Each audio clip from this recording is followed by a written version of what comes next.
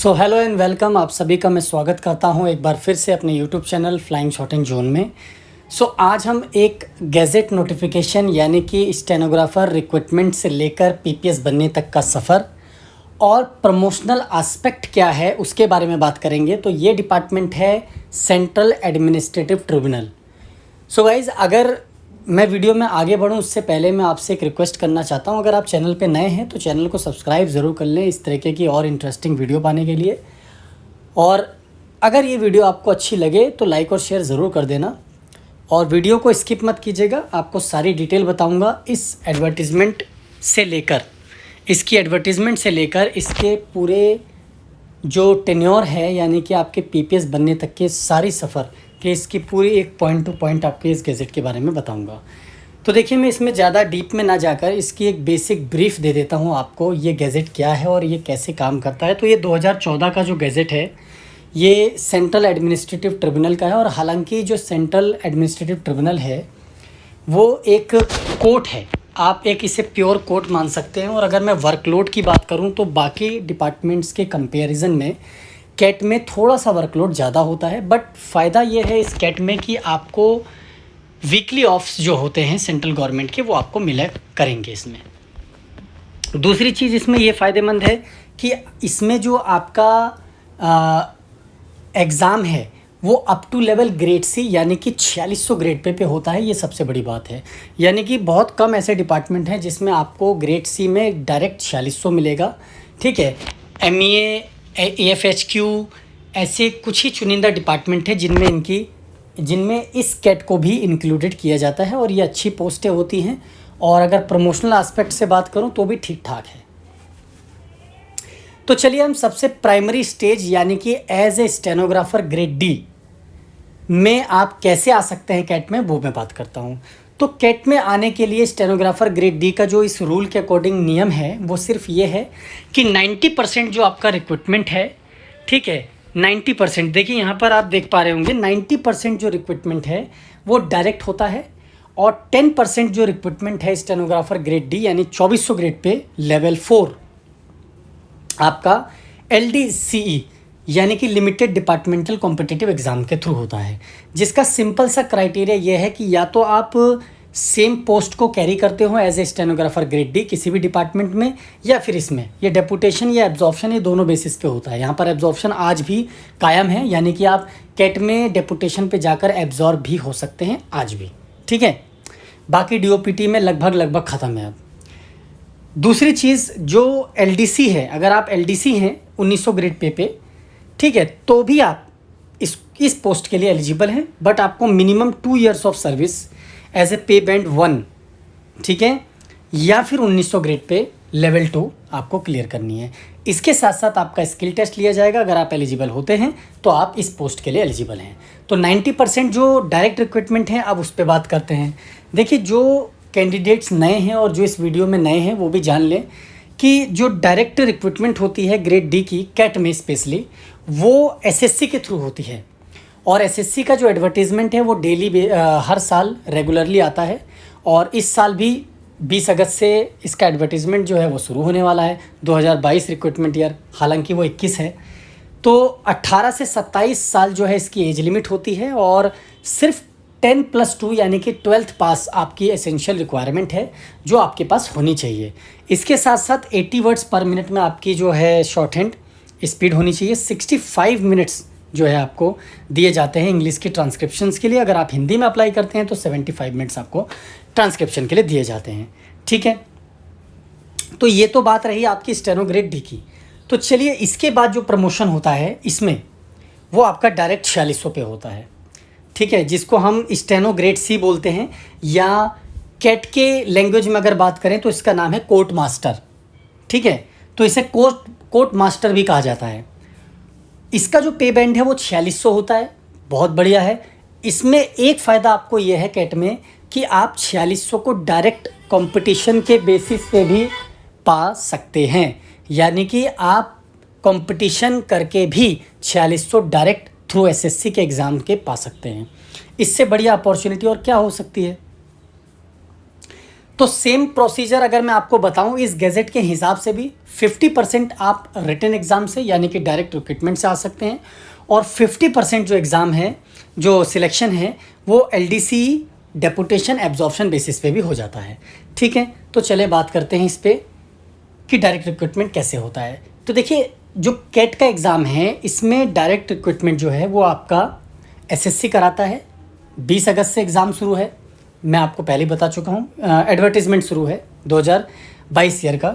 ठीक है, 18 से 27 साल इसमें भी एज लिमिट होती है, और बाकी जो DOPT या कैट के जो रूल्स है उसके अकॉर्डिंग आपको रिलैक्सेशन भी दिया जाएगा।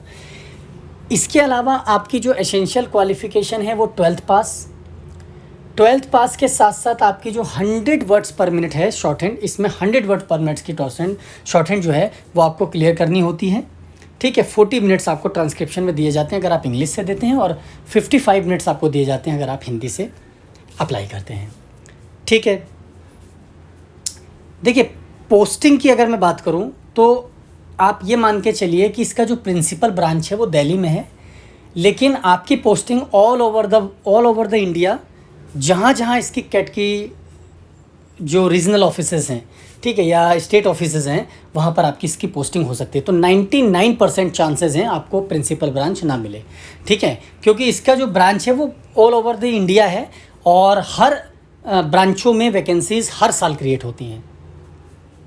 ठीक है, तो चलिए अब हम बात करते हैं इसके 50% जो डेपुटेशन का क्राइटेरिया है। तो डेपुटेशन का क्राइटेरिया बहुत सिंपल सा है, या आप इसे प्रमोशनल भी कह सकते हैं। ठीक है, तो 50% तो प्रमोशन है और 50% आपका डायरेक्ट रिक्रूटमेंट है। डायरेक्ट रिक्रूटमेंट में आपको बता चुका हूँ, जो 50% है वो प्रमोशन पे होता है। ठीक है, तो जो 50% प्रमोशन है उसमें यह है कि आपकी 8 साल की सर्विस, यानी कि 8 साल की जो सर्विस है वो कंप्लीट हो जानी चाहिए एज ए 24 ग्रेड पे, तो आप ग्रेड C के लिए एलिजिबल है। तो चलिए अब बात करते हैं जो 50% आपका प्रमोशनल क्राइटेरिया था। ठीक है, 50% of vacancies of promotion for promotion shall be filled in the from amongst stenographers grade D in cat who rendered not less than 5 years of regular service as a 2400 grade pay stenographer. सही है, तो ये जो है आपका limited जो departmental competitive exam है, ठीक है, उसके लिए क्राइटेरिया है कि आपको कम से कम 5 साल की सर्विस करनी होगी अगर आप LDCA के लिए अप्लाई करते हैं। तो 8 साल की सर्विस अगर आप डायरेक्ट सीनियरिटी कोटा से जाते हैं तो 8 साल की सर्विस है। अदरवाइज़ अगर आपकी सर्विस 5 years की हो जाती है तो आप LDCA दे सकते हैं। ठीक है, ये उसी विदिन 50% में है। इसके बाद आपका डेपुटेशन और एब्जॉर्प्शन भी बहुत चलता है कैट में। देखिए इसका रीज़न मैं आपको बताता हूँ। कैट को अगर हम SSC के थ्रू लेना चाहें तो बहुत ज़्यादा चाहत होती है लोगों की, क्योंकि 4600 ग्रेड पे की पोस्ट है, लेकिन वहाँ पर जो काम है उसकी काम की जो प्रेशर को देखकर कई लोग जो होते हैं 2400 पे, तो even most of the cases में वो अगले साल अगर उनका सिलेक्शन कहीं हो जाता है तो वो छोड़ देते हैं। तो इसीलिए डेपुटेशन और एब्जॉर्प्शन का जो स्कीम है वो कैट में अभी भी जिंदा है, जो DOPT ने ख़त्म कर दी है। ठीक है, तो डेपुटेशन और एब्जॉर्प्शन का जो क्राइटेरिया है वो सेम है कि आपकी जो पोस्ट है वो सिमिलर पोस्ट पे आप वर्किंग होने चाहिए, और 8 साल की जो सर्विस है, जो सीनियरिटी लेवल का जो केस था या कंडीशन था, वही सेम इसमें भी रखा गया है कि अगर आप 8 साल की सर्विस एज ए 2400 ग्रेड पे कर लेते हैं तो आप एब्जॉर्प्शन या डेपुटेशन के लिए एलिजिबल हैं एज ए 4600। ठीक है, तो ये तो, और आपकी एज लिमिट जो हर उसमें होती है 56 साल। ठीक है, 4 साल क्योंकि इसलिए दिया जाता है, बाद में इसलिए एक्सक्लूड किया जाता है 4 साल, क्योंकि जब रिटायरमेंट होता है उसमें बहुत सारे जो लास्ट की कामें होती हैं, उनकी सर्विस बुक की कैलकुलेशन, ठीक है, उनकी जितनी भी सर्विस है उनकी कैलकुलेशन, बाकी जितने भी उनके ड्यूज़ वगैरह होते हैं उनका सब कैलकुलेशन होता है, इसीलिए सिर्फ 56 साल ही इसमें एज रखी जाती है। तो चलिए ये तो रही बात PA की, यानी कि जिसे कोर्ट मास्टर कहते हैं, स्टेनोग्राफर ग्रेड C। अब हम बात करते हैं प्राइवेट सेक्रेटरी की। ठीक है, तो प्राइवेट सेक्रेटरी की भी पोस्ट कैट में अवेलेबल है और होती है। ठीक है, ये होती है 4800 ग्रेड पे की। ठीक है, और 4800 ग्रेड पे के 4 साल के बाद आपको 5400 मिल जाता है, ये भी आपको पता है। अगर आप प्रमोशन होकर जाते हैं तो MSCP में नहीं मिलता। ठीक है, सिर्फ प्रमोशन पे मिलता है। तो इसका जो नियम है वो भी सेम है कि आपका 50% तो प्रमोशन से होगा। ठीक है, और अगर प्रमोशन में कंप्लीट फिल नहीं हो पाते तो भी, और अगर हो पाते हैं तो भी 50% जो बचे हुए केस हैं वो डेपुटेशन या एब्जॉर्प्शन पर होते हैं। अब प्रमोशन का क्राइटेरिया क्या है कि आप कोर्ट मास्टर या फिर as a stenographer grade C direct लगे या फिर प्रमोशन से हो। अगर आपने एज ए ग्रेड सी की 6 साल की सर्विस कंप्लीट कर ली, ठीक है, 4600 ग्रेड पे, तो आप पीएस यानी कि प्राइवेट सेक्रेटरी के लिए एलिजिबल हैं। ये तो रही बात सीनियरिटी बेसिस पे, ठीक है, ये सीनियरिटी बेसिस पे है। इसके बाद जो 50% का केस है, यानी कि जो 50% बचते हैं, जो कोर्ट मास्टर से अगर आप 5 साल की सर्विस कर लेते हैं तो आप एलडीसी के लिए एलिजिबल हैं। यानी कि 5 साल आप एलडीसी के लिए एलिजिबल हैं और 6 साल की सर्विस आप सीनियरिटी बेसिस पे पा सकते हैं। इसके बाद आपका जो 50% का जो क्राइटेरिया आता है, यानी कि एब्जॉर्प्शन और डेपुटेशन का, इसमें भी सेम क्राइटेरिया है जैसा सीनियरिटी पे होता है कि अगर आप एब्जॉर्प्शन या डेपुटेशन पर आना चाहते हैं, डेपुटेशन बेसिस पे, तो आपको 6 साल की सर्विस एज ए 4600 होनी चाहिए कंप्लीट, और आप रेगुलर पोस्ट पे होने चाहिए सेम स्टेनोग्राफर लाइन में, ठीक है, ये है। तो चलिए अब बात कर लेते हैं प्रिंसिपल प्राइवेट सेक्रेटरी। अगर आप प्रिंसिपल प्राइवेट सेक्रेटरी बनना चाहते हैं कैट में, तो उसके लिए क्या रूल है, क्या वो है, तो इस पे बात करते हैं। देखिए, अगर आप as a PS 8 years of regular service, combined regular service, यानी कि आप 4800 ग्रेड पे पीएस बन जाते हैं, उसके 4 साल के बाद आपको 5400 मिल जाएगा। तो ऐसी 8 years of combined regular service दोनों ग्रेड पे अगर आप कंप्लीट कर लेते हैं तो आप पीपीएस के लिए एलिजिबल हैं, ठीक है। तो ये तो रही सीनियरिटी बेसिस पे। इसमें भी आपका जो डेपुटेशन का रूल है वो चलता है। तो अगर आप स्टेट या सेंट्रल गवर्नमेंट के एम्प्लॉई हैं, सेम कैडर में हैं, और अगर आप इसमें भी 8 years ऑफ रेगुलर सर्विस ने आपने कंप्लीट करी है 4800 और 5400 पे, तो आप पीपीएस के लिए डेपुटेशन पर इस कैटेगरी में कैट के लिए अप्लाई कर सकते हैं। तो ये तो रही आपकी जो पीपीएस पोस्ट की बात है। इस पोस्ट की अब हम आखिरी या टॉप मोस्ट पोस्ट की बात कर लेते हैं, तो वो है आपका सीनियर प्रिंसिपल प्राइवेट सेक्रेटरी, यानी कि सीनियर पीपीएस। तो देखिए, सीनियर पीपीएस का जो ग्रेड पे है यहाँ पर 7600 है, और अगर मैं डीओपीटी की बात करूँ तो वहाँ पर भी 7600 था, लेकिन जो आपको पीएसओ बनाया जा रहा था वो एज ए एनएफएफजी था, एनएफएसजी, ठीक है।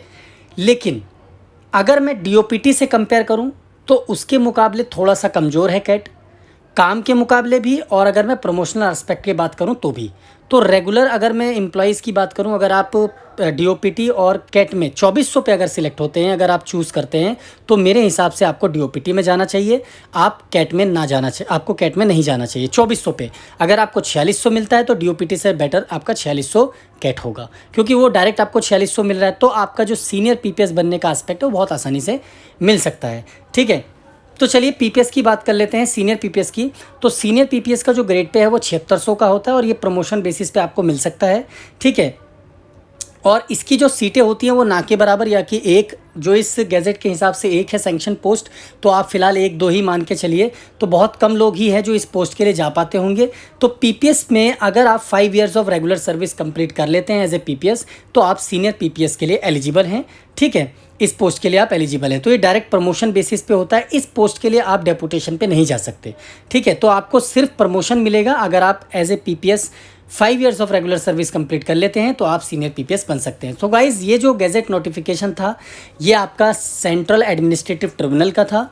मैंने अभी तक 3 गैजेट नोटिफिकेशन दे दी हैं, तो उसके तीनों के कंपैरिजन में अगर मैं कैट की बात करूं तो कैट एक अच्छा डिपार्टमेंट ज़रूर है, अगर आपको 4600 का ग्रेड पे मिल जाता है तो। अगर आपको 2400 का ग्रेड पे मिलता है तो मुझे लगता है कि आपको डीओपीटी या फिर रेलवे को ही चूज़ करना चाहिए, प्रमोशनल एस्पेक्ट से भी और काम के और वर्कलोड के एस्पेक्ट से भी। सो गाइज़, अगर ये वीडियो इन्फॉर्मेशन आपको अच्छी लगी होगी तो लाइक और शेयर ज़रूर कर देना, और कमेंट करके ज़रूर बताना आपको ये वीडियो और इन्फॉर्मेशन कैसी लगी। Thank you so much.